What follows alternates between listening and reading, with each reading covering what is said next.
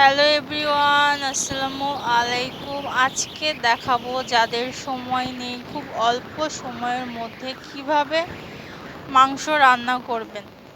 তো আমি প্রেশার কুকারে এটি করে দেখাবো। তো মাংসতে আমি সব রকমের মশলা দিয়ে দিয়েছি, যেমন আদা বাটা, রসুন বাটা, জিরে বাটা, হলুদ, মরিচ, লবণ, গরম মশলা, তেজপাতা। শুধু তেলটা দিইনি, পেঁয়াজটা আমি সবসময় পরে দেই। তো তেলটা দিয়ে দিচ্ছি। আজকাল আমি অতিরিক্ত তেল খাই। 2 বছর আগেও আমি পাতলা ছিলাম, তেল খাওয়ার চোটে 2 বছরের মধ্যে আমি অনেক মোটা হয়ে গেছি। তো যতটুকু দেখছেন, পরে তেল আমি আরও দেব।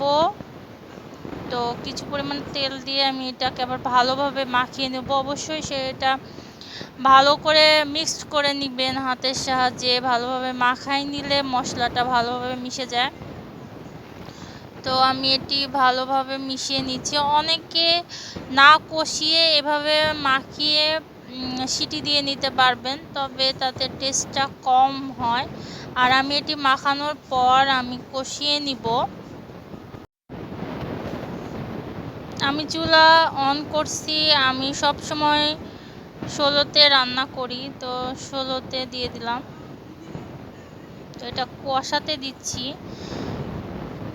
সব কিছু দেওয়া হয়েছে, শুধুমাত্র পেঁয়াজটা বাদে। পেঁয়াজটা আমি সবসময় শেষে দিই, মানে কষানোর শেষে। এতে তরকারি ঝোলটা একটু গাঢ় হয়। কষানোর শেষ পর্যায়ে আমি পেঁয়াজ আর আলু দিয়ে দেব। যারা আলু খাবেন না তারা আলুটি স্কিপ করতে পারেন। তো তারপর আমি আবার ভালো করে কষিয়ে নিব আলু আর পেঁয়াজ সহ। যখন কষানো হয়ে যাবে তখন আমি পানি দিয়ে দেব। পানি দিয়ে 4-5টা সিটি দিয়ে নেব। আপনি চাইলে 6-7টাও দিতে পারেন। তো সিটি দেওয়ার পর এই তো আমার রান্না কমপ্লিট।